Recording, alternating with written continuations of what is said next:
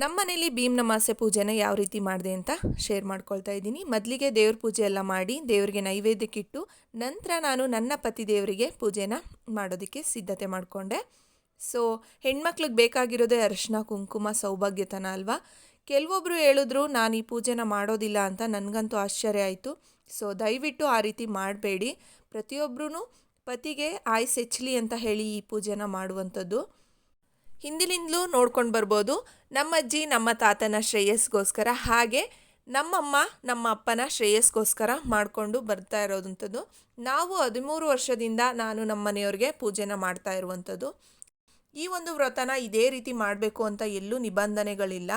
So ನಮ್ಮ ಕೈಲಾದಷ್ಟು ಅವರಿಗೆ ಪೂಜೆ ಮಾಡಿ ಅರಿಶಿನ ಕುಂಕುಮ ಹೂವು 2 ಗಂಧಕಡ್ಡಿ ಹಚ್ಚಿ ಅವ್ರ ಹತ್ರ ಆಶೀರ್ವಾದ ತಗೊಳ್ಳೋದ್ರಿಂದ ತುಂಬಾ ಮನೆಗೆ ನೆಮ್ಮದಿ ಶಾಂತಿ ಹೆಚ್ಚುತ್ತೆ ಅಂತ ಹೇಳ್ಬೋದು. ಆದಷ್ಟು ಈ ಪೂಜೆನ ಬೆಳಗ್ಗೆನೇ ಮಾಡೋದಕ್ಕೆ ಟ್ರೈ ಮಾಡಿ. ಯಾಕಂದರೆ ಅಸ್ತಿದ್ದು ಪೂಜೆ ಮಾಡೋದ್ರಿಂದ ತುಂಬಾ ಒಳ್ಳೆಯದು. ದೇವ್ರ ಪೂಜೆ ಮಾಡಿದ್ಮೇಲೆ ಟೆಂಪಲ್ಗೆ ವಿಸಿಟ್ ಮಾಡಿ ದೇವ್ರ ದರ್ಶನ ಪಡ್ಕೊಂಡು ನಂತರ ಪತಿರಾಯನ ಪೂಜೆಯನ್ನು ಮಾಡುವಂಥದ್ದು. ಸೊ ನಮ್ಮ ಮನೆಯವ್ರಿಗೆ ಡ್ಯೂಟಿ ಇದ್ದ ಕಾರಣ ನಾವು ದೇವಸ್ಥಾನಕ್ಕೆ ಈ ಬಾರಿ ಹೋಗೋಕ್ಕಾಗಲಿಲ್ಲ. ಸೊ ನಾನು ಅವ್ರಿಗೆ ಪೂಜೆನ ಮಾಡಿದೆ. ಗಂಡನಿಗೆ ಈ ರೀತಿ ಆರತಿ ಬೆಳಗಿ ಅವ್ರಿಗೆ ಆರೋಗ್ಯ ಸಕಲ ಐಶ್ವರ್ಯನೂ ಕೊಟ್ಟು ಕಾಪಾಡಲಿ ಅಂತ ಹೇಳಿ ಅವ್ರ ಹತ್ರ ಆಶೀರ್ವಾದನ ಪಡ್ಕೊಳ್ಳಿ. ಸೊ ತುಂಬಾ ಒಳ್ಳೆಯದಾಗುತ್ತೆ ಫ್ರೆಂಡ್ಸ್. ನೀವು ಅಷ್ಟೇ ದೀರ್ಘ ಸುಮಂಗಲಿ ಭವ ಅಂತ ಅವ್ರು ಹೇಳೋ ಒಂದು ಪದದಿಂದ ಎಷ್ಟು ಮನಸ್ಸಿಗೆ ನೆಮ್ಮದಿ ಅನಿಸುತ್ತೆ ಅಂದರೆ ಅಷ್ಟಿಷ್ಟಲ್ಲ.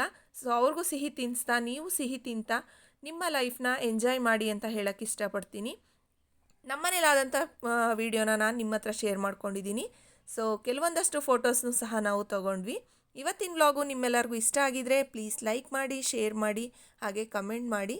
ಸೊ ನೆಕ್ಸ್ಟ್ ವ್ಲಾಗಲ್ಲಿ ಸಿಗ್ತೀನಿ. ಅಲ್ಲಿವರೆಗೂ take care, love you all and bye bye friends.